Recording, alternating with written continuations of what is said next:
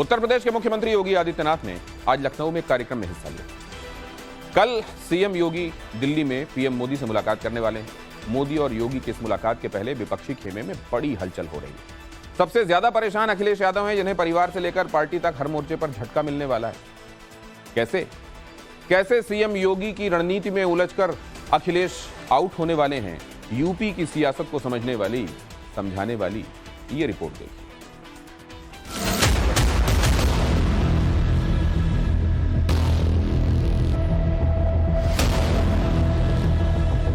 हमारी संवेदना एक गरीब के प्रति है, एक कमजोर के प्रति है, एक निराश्रित के प्रति है। हमारी संवेदना एक दलित के प्रति है। पिछले 6 वर्ष में कोई दंगा न होना लोगों के लिए कल्पना हो सकती है, लेकिन यूपी के लिए वास्तविकता है। समाजवादी पार्टी जिंदाबाद। सरकार की निगाह में अल्पसंख्यक और बहुसंख्यक का भेद नहीं, जाति का भेद नहीं, संप्रदाय का भेद नहीं। सरकार की निगाह पे एक है और वह है सबका साथ, सबके विकास।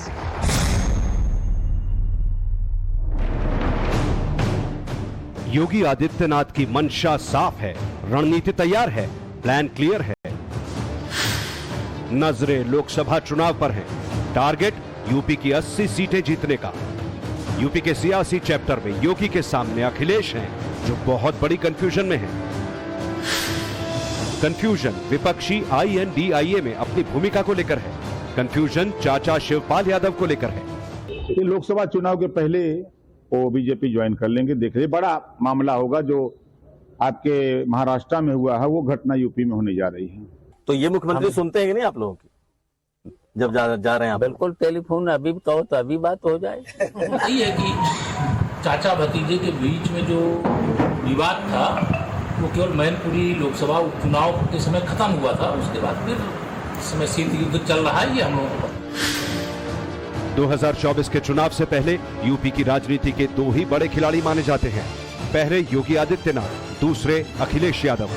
मगर अब इसमें शिवपाल यादव, राहुल गांधी और जयंत चौधरी की एंट्री भी कराई जा रही है। कहने के लिए शिवपाल, राहुल और जयंत योगी के खिलाफ हैं, मगर असल में ये अखिलेश को ही टेंशन दे रहे हैं।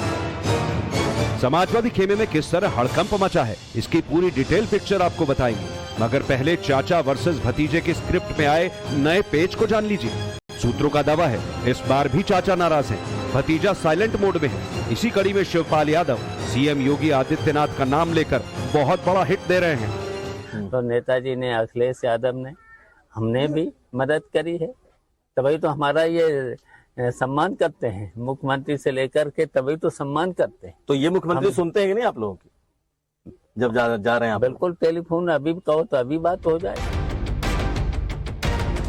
शिवपाल यादव ने सीएम योगी को लेकर ये बात उस वक्त कही जब वो घोसी के विधानसभा उपचुनाव में एक्टिव थे, समाजवादी पार्टी के स्टार प्रचारक की भूमिका में थे। मगर राजनीति में जो बात कई बार कैमरे पर दिखाई नहीं देती या कही नहीं जाती, उसके स्क्रिप्ट पर्दे के पीछे लिख दी जाती है। और यही बात शिवपाल यादव को लेकर कही जा रही है। समाजवादी पार्टी के सांसद शफीकुर रहमान बर्क ने अखिलेश और शिवपाल की इसी तनातनी को सार्वजनिक कर दिया है। मैं तो नहीं मानता शिवपाल जी को कि वो बीजेपी में चले जाएंगे। वो ठीक है, उनके बाप चाचा भतीजों के खिंचाव आपस में है, सियासी टेंशन है, वो अपनी जगह है। लेकिन ये उनके घर का बिल्कुल मामला है, मुलायम सिंह का मामला है। मैं और मुलायम सिंह हमेशा साथ रहे और हमने दोनों ने मिलकर इस पार्टी को बनाया। इस वक्त ये भी हमारे साथ काम करते थे। तो इनका जो इनके जरासीम है वो तो समाजवादी के हैं, ये बीजेपी ने कभी नहीं जा सकते। सवाल है कि क्या फाइनली शिवपाल यादव अखिलेश यादव का साथ छोड़कर बीजेपी में शामिल हो जाएंगे? क्योंकि जब से शिवपाल और अखिलेश के रिश्तों में तल्खी आनी शुरू हुई, तब से वो सीएम योगी से मुलाकात करते आ रहे हैं। कभी बेटे के साथ, कभी हालचाल जानने के लिए, कभी विधायक चुने जाने के बाद, तो कभी सिक्योरिटी के मसले को लेकर। खुद शिवपाल ने गाहे बगाहे इन खबरों को जोर दिया था। और इसकी झलक विधानसभा के अंदर भी दिखी जब मुख्यमंत्री योगी आदित्यनाथ ने अखिलेश के सामने ही शिवपाल से डायरेक्ट संवाद किया। आपके साथ ये लोग न्याय करेंगे नहीं, फिर भी आपकी कीमत को समझेंगे नहीं। अखिलेश और शिवपाल के बीच साल 2017 में खटास आई थी और फिर 2018 में शिवपाल ने समाजवादी पार्टी का दामन छोड़ दिया। इस दौरान शिवपाल ने जमीनी स्तर पर काम किया। इटावा, एटा, मैनपुरी और सैफई जैसे यादव लैंड में शिवपाल ने अपनी पकड़ मजबूत की। मुलायम सिंह की तरह ही समाजवादी पार्टी का कोर वोटर उनकी बात सुनता है। एसपी का मुस्लिम वोटर भी शिवपाल को तवज्जो देता है। हालांकि 2022 के चुनाव से पहले शिवपाल दोबारा अखिलेश के साथ आ गए। दोनों के हाथ तो मिले मगर चाचा के दिल में मलाल बना रहा। अब फिर से चर्चा गर्म है। शिवपाल के बयान के मायने निकाले जा रहे हैं। भतीजे अखिलेश यादव से दूर होकर चाचा शिवपाल ने जब नई पार्टी पीएसपीएल का गठन किया तब से वो लगातार बीजेपी के संपर्क में रहे।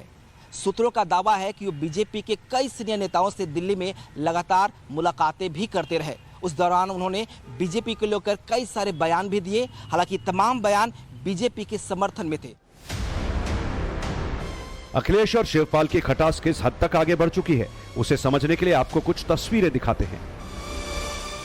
समाजवादी पार्टी और अखिलेश के सोशल मीडिया अकाउंट पर एसपी कार्यकर्ताओं की बात हुई। विपक्षी इंडिया की मीटिंग की तस्वीर शेयर की गई। योगी आदित्यनाथ का भी जिक्र किया गया मगर कहीं भी शिवपाल यादव को जगह नहीं मिली और वो भी तब जब शिवपाल के कंधों पर ही घोसी जिताने की जिम्मेदारी सौंपी गई। यही वजह है कि शिवपाल ने अपने पत्ते नहीं खोले। मगर हाल ही में अखिलेश का साथ छोड़कर एनडीए से जुड़ने वाले ओपी राजभर ने उनकी समाजवादी पार्टी से विदाई की डेट फिक्स कर दी। तो यहाँ भी शिवपाल जी, रामगोपाल जी आकर के और अखिलेश जी आकर के बीजेपी को जिताने का काम कर रहे हैं।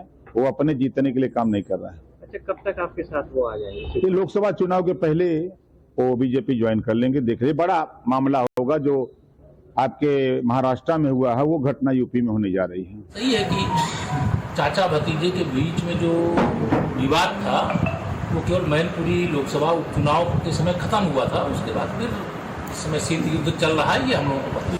पिछले 5 साल से शिवपाल के बीजेपी में जाने की बार बार जो अटकलें लगाई जा रही हैं, क्या वो सच साबित होने वाली है? तो इसे लेकर हमारे सूत्र बड़ा दावा कर रहे हैं और दावा यह है कि शिवपाल यादव समाजवादी पार्टी में अपनों को सेट नहीं कर पा रहे हैं, इसीलिए वो खुद को ठगा महसूस करते हैं। पिछले दिनों समाजवादी पार्टी की 82 सदस्यीय प्रदेश कमेटी का गठन किया गया जिसमें शिवपाल यादव के महज 5 करीबी नेताओं को ही जगह मिली, जबकि उन्होंने 20 की लिस्ट सौंपी थी। उसमें भी किसी को ना तो महासचिव और ना ही उपाध्यक्ष बनाया गया।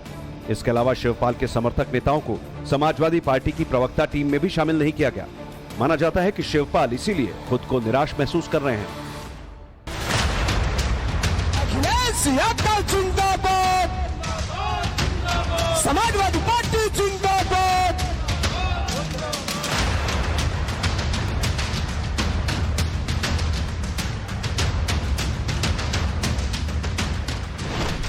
योगी जो कहते हैं वो यूपी का फैक्ट होता है और वही अखिलेश की उम्मीदों पर डायरेक्ट अटैक होता है।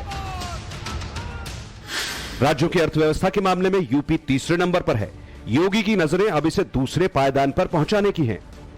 बैंक रिलेटेड निवेश के मामले में यूपी 43,180 करोड़ के साथ पहले नंबर पर पहुंच गया है, जो कि 16.2% हिस्सेदारी है। 37,000 करोड़ से ज्यादा का जीएसटी कलेक्शन कर यूपी टॉप पर पहुंचा है।